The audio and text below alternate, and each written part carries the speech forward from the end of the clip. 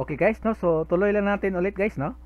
So, kung hindi yan empty guys, paano naman kung yung tanong is, paano kung hindi empty? Nag-submit nga hindi si customer. No, yung sa form, nagsasubmit nga siya. Paano yung gagawin natin dyan? So, yung gagawin natin, kung hindi empty, sabihin natin else, curly brackets. So, sa else guys, matik na. $name, tapos, ganyan. Pagkatapos, lagay tayo ng test input. Yung test input guys, explain ko yung mamaya kung ano yung nangyayari dyan. So, si test input, tapos, so, yung parameter dyan ay si, unang-una, $_post. Pagkatapos si post, square bracket, si name. Diba? Kasi nga, ipopost natin yung name, no? Masasubmit na yan sa form yung name. Okay na yan. So, unang-una daw, kung empty siya, post name. So, name error, kasi nga kinuha natin yan, name is required. Kung hindi empty, else, curly brackets, name is equals to test input, post name. Yung test input, wag kayo mag-alala, no? Gagawin natin yun namaya, okay?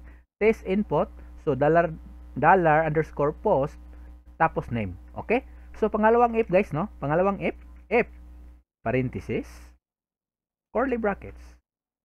Okay, so sa curly brackets ulit, pagkatapos, pangalawa ulit na parenthesis, so, ganun yung galawan, guys, no? So, same na ulit, yung kagandahan dito, kung makukuha natin yung isa dito, madali na lang yung kapatid niya, di ba? So, $ pa rin, _post, di ba? So, yung post niya, sa square brackets, ano yung value? We have email, tama? So, yung email, balik ulit, kung empty yan, ano yung gusto natin sa code? So, lagay natin sa code, email email, saka error, pagkatapos, yung value equals to, pagkatapos si may colon, no? So, tapos, email is required. Okay? So, yung email daw, required talaga. Okay? So, halimbawa, nag-submit naman siya ng email, ano yung gusto natin gawin? Else, di ba? Curly bracket, tapos, yung variable natin na email. Ha? Dito yan sa taas, yung email, $email. Mali. Yung code natin dito yan guys, no? Else, $email. Mali yung spelling, email. Tapos, is equals to test input, parenthesis, kasi nga function yan guys, semicolon function, matik, $post, hindi na rin yan name, email ulit. Okay, so, $_post, pagkatapos, sa square bracket, yung gusto natin kukunin na parameter ay si email. Okay, so, dalawa na, no? So, mayroon tayong si name, mayroon na tayong si email. So, pangatlo ulit guys na if, parenthesis, kasi nga if statement guys, curly brackets. So, pagkatapos dito guys, yung if guys, lagyan ulit natin ng parenthesis. Tama, dalawa na.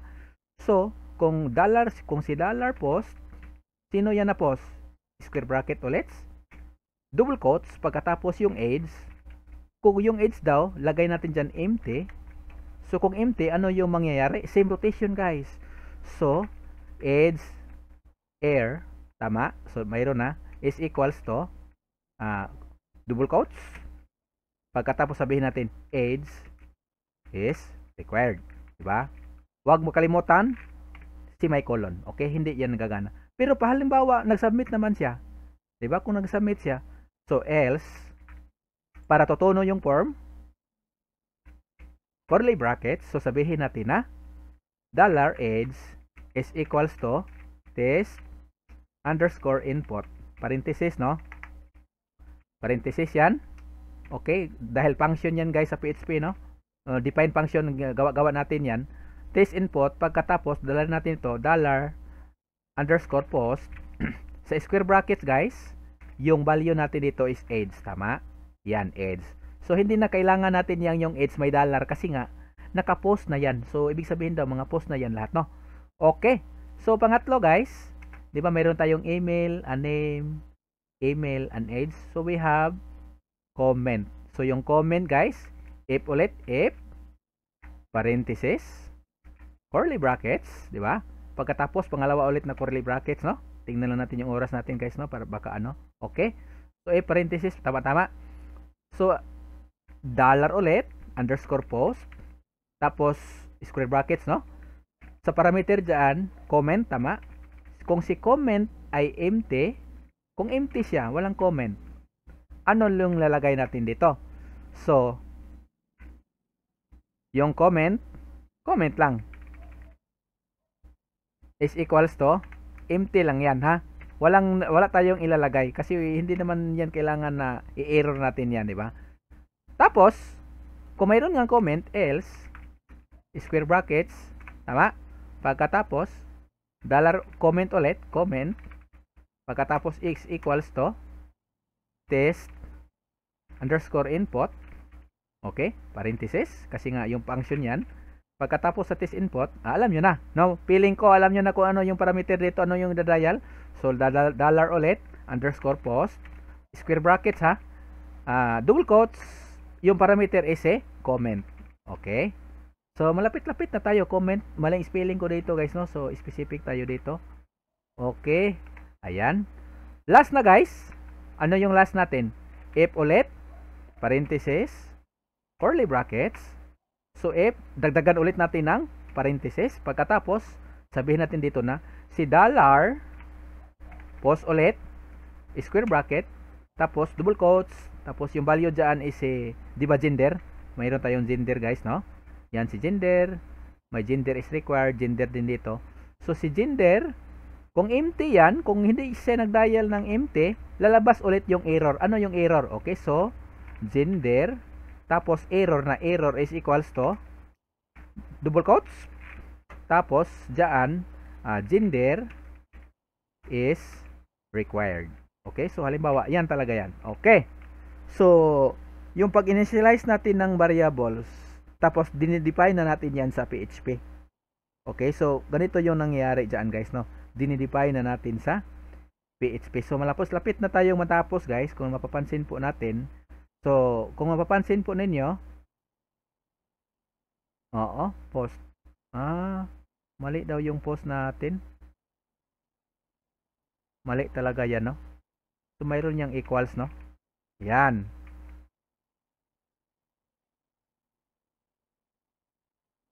Okay, so very good, guys, no? Di ba kasi kanina wala yung post, wala yung equals, so nag-error tayo unang-una, guys, no? Yan talaga sa programming mag-error.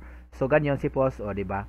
So ibig sabihin dito sa code natin, kailangan natin ng equals kasi nga yung pag-submit kasi ng form post yung tawag po diyan. Okay, so long story short, yung error na natin dito is yung error niya, sabi niya parse error, hindi mo undefined function test input. Kasi nga, yung test input, hindi pa natin ginagawa. Test input, sabi ni PHP, nagawa ka ng test input na function. Pero, bakit hindi mo ginamit? Diba? So, parang ganon yung nangyari. So, tapos ngayon, guys, yung tanong is, gagawa na tayo ng function na yan. Tama? So, long story short, dito, guys, so, function, test, underscore input, diba? Parenthesis, curly brackets, okay? Pagkatapos, guys, yung i-dial natin dito ay sinong i-dial natin dyan? Data yan, dollar, data, okay?